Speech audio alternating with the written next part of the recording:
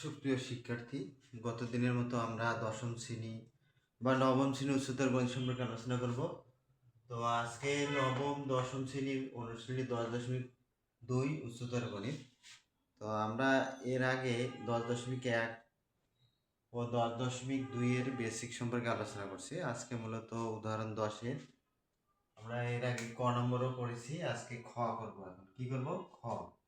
এখানে লেখা আছে যে k minus x by 3 to the power 7 বিস্তৃতির কে কিউবের সহগ 560। তাহলে কে কিউবের সহগ কত আছে আমাদের? 560। তো এখন আমরা দ্বিপদী উপপাদ্যের সাহায্যে কি করব? K minus x by 3 to the power 7 এর আমরা বিস্তৃতি করব। তাহলে এটা মূলত এক্স, এটা ওয়াই। তাহলে x minus y to the power 7 এর বিস্তৃতি হবে কে, প্রথমটা হবে বড় থেকে শুরু, এক্স এর মানটা বড় থেকে, যেহেতু 7 ছিল সর্বোচ্চ 7 থেকে শুরু, আর এদিকে c0 এরপর 7, অর্থাৎ এই n এর মানটা ঠিক থাকবে।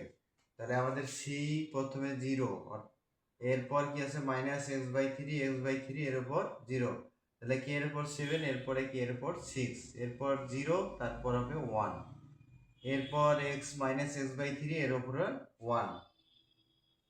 তো অনুরূপভাবে আমাদের দেখাইতে হবে। তো এখানে যেমন কে 7 হলো, এরপর 7 k to the power 6 x by 3। তাহলে এই ক্ষেত্রে একটু মনে রাখতে হবে যে যখন আমাদের এখানে মাইনাস থাকবে বিজোড় পর, তখন মাইনাসটি থাকবে, আর প্লাস হলে থাকবে না। আচ্ছা, এরপরে বাকিগুলোরও করানো, মানে বাকিগুলো এইভাবে করতে হবে। করানোর পর আমরা কি করব? এখন এই যে এই লাইনটা পাইলে আমরা এভাবে ক্যালকুলেশন করে এটা পাবো। কি পাবো? এখানে কে 7, এরপর 0, এখানেও 0, 0 মানে 1, 1 ইন্টু 1, তাহলে কে টু দি পাওয়ার 7, এই যে কে টু দি পাওয়ার 7। এরপর যেহেতু বিজোড় 1 পর, এজন্য মাইনাস থাকবে, এবং c এখানে 1, তাহলে x বাই কত আছে এখানে যেহেতু 1, তাহলে 7 থাকবে। কি থাকবে? 7 মাইনাস এক্স বাই 3, তারপর 1 পর দেওয়া লাগবে সমান, তাহলে 7 কে 6 এক্স বাই 3 প্লাস, এরপর পরের ঘরগুলা যে এগুলা আমরা এই যে 7 k to the power 5 x square, k 5 এর পর 4, তারপর 3 হবে, এরপর স্কয়ার হবে, আবার কি হবে? শুধু কে হবে।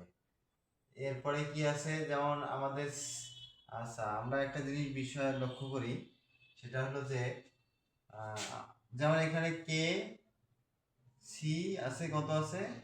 7, এখানে ধরলাম 3, তাহলে এটাকে কি করব?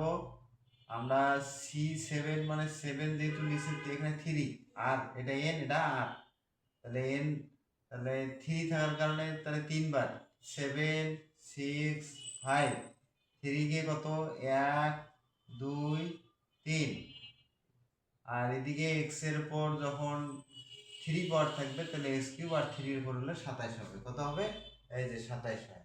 তাহলে এটা দেখি, 3 দ্বারা 3 দুগুণ 6, 2 2 কাটলাম, তাহলে কত? 5 7 35, এই যে 35 আসছে। তাহলে এইভাবে বাকিগুলো আমরা বাইর করব। এখন বলা আছে যে কে কিউবের সহগ হলো 560। কে কিউবের সহগ কত? 560। তাহলে কে কিউবের সহগ আমরা পাবো, এই যে কে কিউবের সহগ 35 কে কিউব, এই যে কে কিউব, তাহলে 35 by 81 x two the power 4।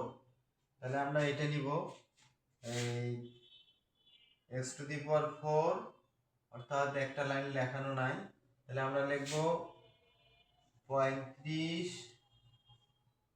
By 81 সমান লিখব এক্স টু দি পাওয়ার 4 সমান কি লিখব? সমান ছিল যে কে কিউবের সহগ হলো 560, যেহেতু কে কিউব, এই সহগের মানটা হলো 560, তাহলে এখানে কে এক্স টু দি পাওয়ার 4 থাকবে সমান এই যে ঘনাংশটা যদি আমরা এদিক নিয়ে যাই, তাহলে কি হবে? 560 গুণন 81, আর নিচে হবে 35। কত হবে? 35।